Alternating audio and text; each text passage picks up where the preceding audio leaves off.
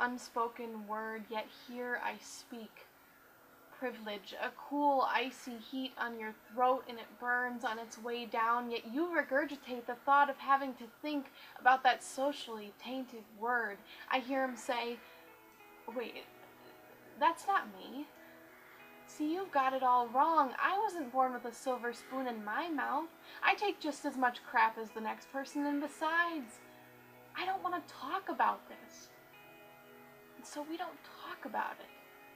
But don't you see, our privilege is the eject button on the dashboard of our souls, the bright, red, flaming switch that begs us, please, please do not press until you press, fleeing from the thought of staring into the face of your privilege, stamped with wealth, sealed with opportunity, and shipped to any address you could ever want to go.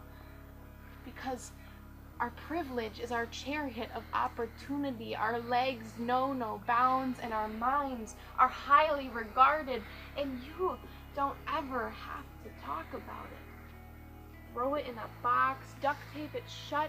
When you're privileged, you never need to look back, right? In your face, it burns red, smoke billowing from the attic, hands crossed, shutting me out as I talk. But I've woken up. So I will continue to emit this unwelcome energy because I am an ally and I am a change agent, and that's what it takes to reclaim the lost words, like oppression.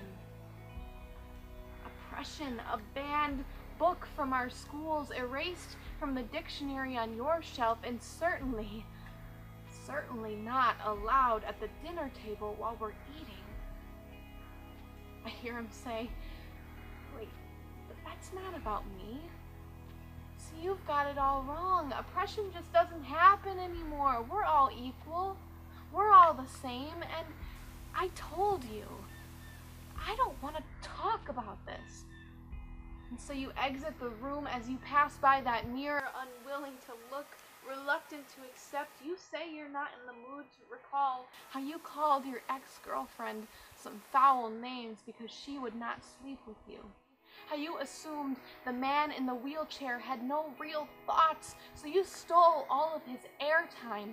How our white bodies hurry past the black man in the hoodie because you were hypnotized by some powerful fox streaming lies, so you minimized and subsequently paralyzed the voices in the quiet. Little did you know that you could terrorize. And you say you have nothing to do with this when you have everything to do with this. I have everything to do with this. We have everything to do with this. What are we doing? Where are we going when our understanding of oppression is a check mark on our resume, Cultural Competency 101, and suddenly we're experts? And suddenly we're fluent, and suddenly we don't do a thing. After our 3-hour lecture, we live in a world where these words are kept silent, voices are hushed. And I know talk is cheap, but your actions cannot speak louder than your words if your words are not inclusive of these realities. Of the fact that in this country, 1 in 5 women will experience rape. That 2/3 of those serving life sentences in prison are non-whites. That 74% of LGBT youth are verbally harassed in school, but we do not question what we think is not real. But how can this be more real when 51% of individuals with disabilities have experienced discrimination that led to them being refused a job?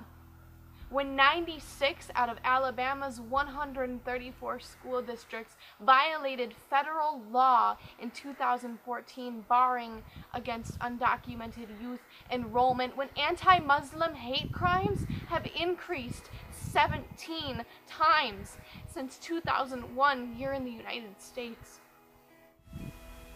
This is the ugly face face of modern day oppression, hanging from the ceilings, dripping from the wallpaper, infused with toxins and rust, padding our lungs, exhaled from our souls and breathed into people, are being taught from a young age to hate before they know, to fear before they meet, to reject before they learn. It's time for us to listen, to shut up our racing thoughts and our thoughtless words and listen to the stories of hate, of fear, of hope. And so we must silence our excuse and check our fuse, because we do not bruise so easy, so we can choose to call ourselves out of our box, out of the warmth of our mother's womb, cozy, comfortable, and silent. Because stillness will not cure this disease. From resistance comes liberation. From unlearning comes knowledge. From discomfort comes disruption of these societal norms that are not so normal. When you feel the pangs of defamation to your body, to your mind, to your identity every day, to your race, your gender and gender expression, your sexual orientation, your age, your ability, your nationality, your class, and your religion. Affirm, support, and celebrate difference. If you still think this is not about you, then start from the top. Privilege. An unspoken word, yet here I speak.